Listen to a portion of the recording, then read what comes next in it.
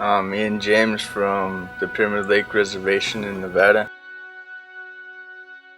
My name is Donald Whipple Fox. I'm a Santee Dakota from the Santee Reservation in Nebraska. My name is Angela Goodhouse. I'm from the Standing Rock Reservation in North Dakota. My name is Richard Mendez. I'm from the Western Shoshone Tribe of Nevada, born and raised in Idaho on the Shoshone Indian Reservation. Raquel is my first name. One who is innocent and kind. My Hawaiian name is Uli Hoku Okalani, beautiful star of the heavens, Chong. It means ringing bell. I'm Raquel's brother. His name is Rex Kainalu o Hawaii Chong. My middle name means Ocean Waves of Hawaii. We come from Hawaii on the island of Oahu, and this is my first time to Winter Talk.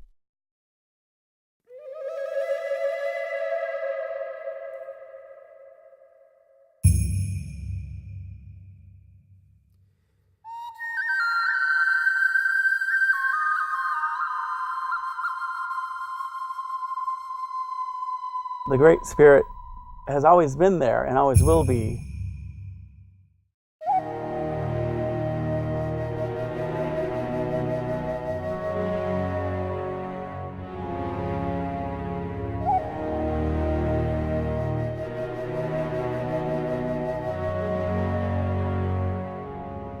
To me, enculturation is trying to incorporate your culture, our culture, the tribal culture, into the church.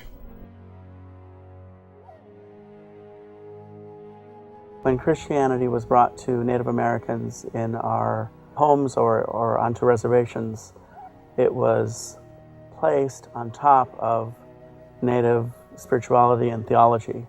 And you had teachers from the Christian churches telling Native Americans that in order to be Christian, you had to give up your native ways, become like them, that is to say, become white people, and then you could become a Christian.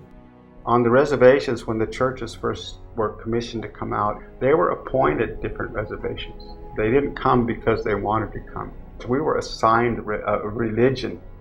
It wasn't our choice of what we got. So we had to live with that and adapt to that. The whole assimilation process has brought us to the day where we have elders who do not know their languages, know their own native theologies, and probably do not value them. The old church, you had to be white to belong. I mean, you had to leave your culture outside the door, or your traditions, before you came in. I was beaten out of my mother, so I have to learn myself what it means. There are whole generations, like me, who are still learning to be Indian again. The history of oppression, the history of colonization, the history of missions is part of the experience of the church. And when we talk about how do we reconcile the tragedies of the church, it's not talking about history. We're talking about real events, real people, and their descendants are still here. And the hurts are still here. And the pain is still here. And if you meaning the church, say you are here to heal people, then you need to heal. And you need to be part of this healing. And part of it, because you not only brought the pain, but you can be the part of the liberator of the pain. And from that liberation, we will be able to move forward together as partners, as brothers and sisters, as peoples. History for us is alive.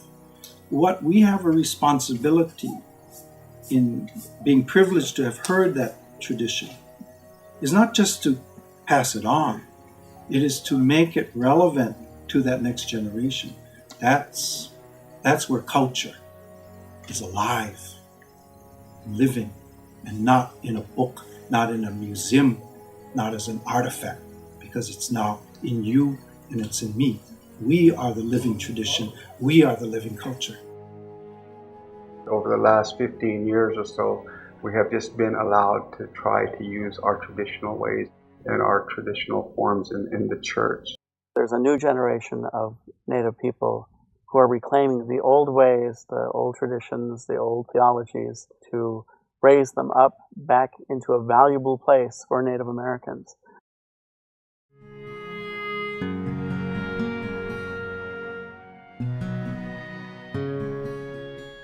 Winter Talk was a basis for introducing Indian tradition into the church. And now that we know we have to reach our young people, that is one of the things that we're trying to incorporate. It's been a time of education here, and now we are trying to teach others of what we've learned, and we're trying to incorporate our ways to our younger generation. All the old traditional things like going to sweats are starting to be forgotten since a lot of the elders aren't teaching some of the youth. There's not many people in my community that are my age that speak our language. Back when I was little, my grandparents, they maybe taught us a couple words here and there, but it was never really spoken in the family setting, because my grandmother once told me, she said, I don't want the same thing to happen to you, what happened to me. She was, her family, her sisters, they got, I don't know what you call it, caned, or they had to put out their hands, or anytime they spoke their language in school. So it was kind of more or less beaten to where they had to speak the English language. We as a culture want to integrate our culture within our religion as Episcopalians. There's a sense of pride, and you hear your language and you feel good inside. We all have to overcome our differences that had happened with our ancestors, and this is a whole new time.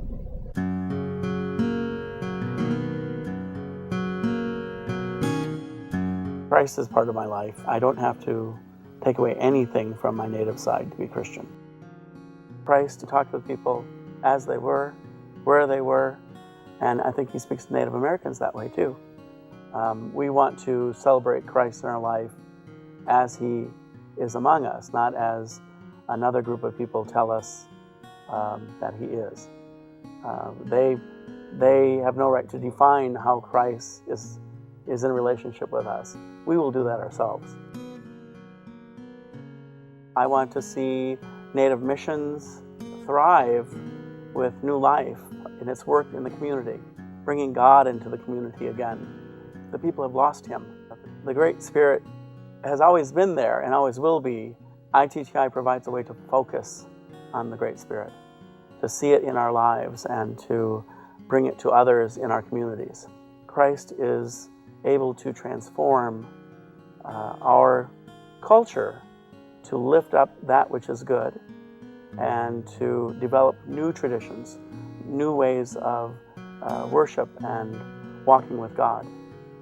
And so I go by the axiom that the Maori bishop had said some time ago, that through Christ we learn about our culture, but through our culture we bring forth the Christ in all of us and in the world.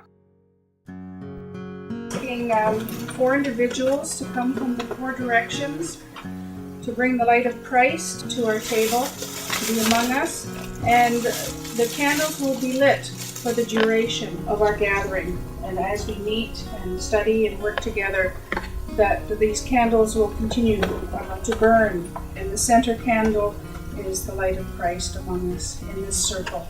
We're going to ask everybody to come up and bring an offering to the altar. Because as a people we gather from many nations. We come together as a community, as a family, as one body in Christ. I invite everyone to gather to offer an item or words of personal importance to our community offering on this, our community altar. When I think Christianity, I think about Christ and his ministry and his hope to teach and to help Everyone needs something to believe in. You know, Jesus Christ is there. It works for some people. Why not work for us?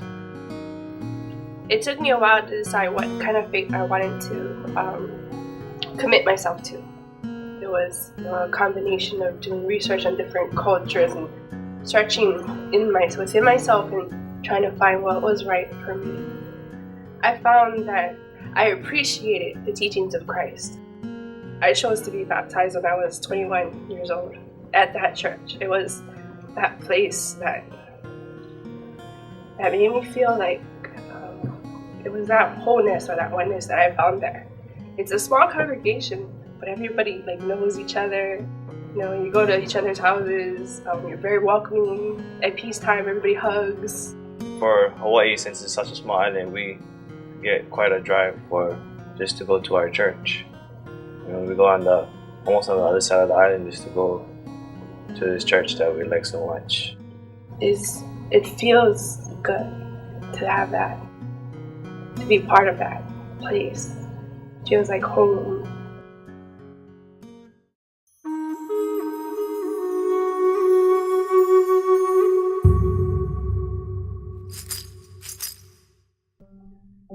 Enculturation of traditional cultures, whether they be Native Hawaiian or Native American, Maori, Aboriginal, First Nations, focus upon one great concept, and that is relationships. Whether it be relationship with God or having a relationship with each other as a community, as a people. The enculturation of traditional indigenous culture and beliefs is a gift that helps us today to really focus upon that idea of how important relationships are in our lives. I see it almost in every culture of the different tribes I've met, and the love is the first that you see or you can feel. I think spirituality is feeling connected, being part of a bigger whole, just feeling engulfed in all that is around you. This table, this altar that we have before me was built from things that come from a relationship, that mean things to people. And in another place, in another time, this building of this altar would have been looked at as being perhaps pagan, perhaps something that is non-Christian. And yet the force of it, of the people bringing their gifts to the altar, those gifts that meant someone's grandparents, someone's mother, somebody who was ill. These all were things that were given because they mean something to people and about another person. The ministry of Jesus the Christ was a ministry about relationships. It was about healing. It was about teaching. It was about being in community and sharing a meal at a table. Those are the elements that we find in traditional cultures, no matter where we are in the world.